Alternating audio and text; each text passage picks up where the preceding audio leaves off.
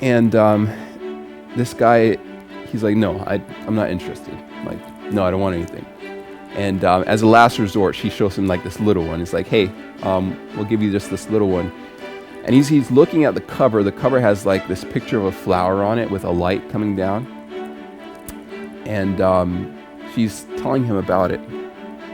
And he starts crying.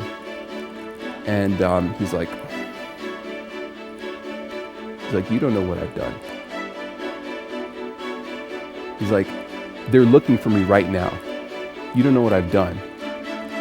And he just starts crying. And she prays with the guy. I forgot the exact words she said in the prayer, but after she prayed with him, she's like, hey, I want you to have this. She just gave it to him. She's like, I want you to have this. I believe that God is going to help you. God's going to work in your life. And he said, you know what? I'm going to turn myself in.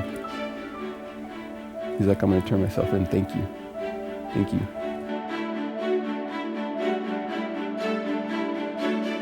There was somebody, I feel like it was Martin Luther, who said, I study my Bible like I gather apples.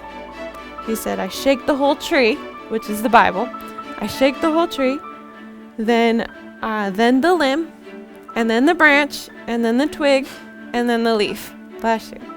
So basically, the whole tree represents the Bible. Then the limb is, the books.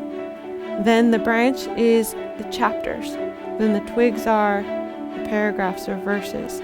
And then the leaf is the words. So study the whole and work yourself in. Study the context. And we're talking about now, we're saying, now guard your time with God. This is so important. If you want to have influence out in the field, it's not about how much knowledge you have, it's about who you know. You can have so much knowledge and not know Jesus. Do you remember in the Word of God, it says that some people will come to him at the end of time and say, Lord, Lord, but I've cast out demons in your name. He says, depart from me. I never knew you.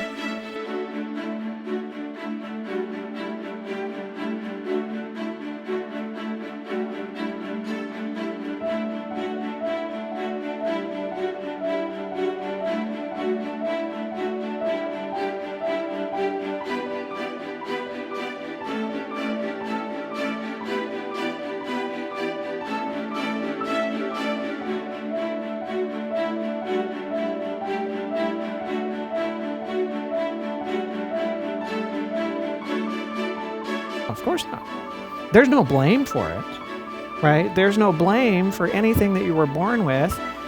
You had no control for it. You don't have a blame for who your parents are. You don't have a blame for what genes you got. You don't have a blame for, skin color, hair, any of that kind of stuff. There's no blame for any of that. But sinful fallen human nature is self-destructive and it's damaging to others as well. So it needs to be fixed. It does need to be fixed, even though there's no blame for it. So we wouldn't go around and blame others for having a heart that's deceitful above all things. But if they don't know that they have it, and they think they've got it right, well, they're in trouble. Then when you come to the cross and Jesus takes your place, who gets all that stuff? The guilt and the self-hatred and the low value and everything of that nature. Jesus does. Yeah. And you get his life, which has no diminished value, which has no guilt, has no self-hatred whatsoever or anything of that nature. So you get everything from his life, and he gets everything from your life.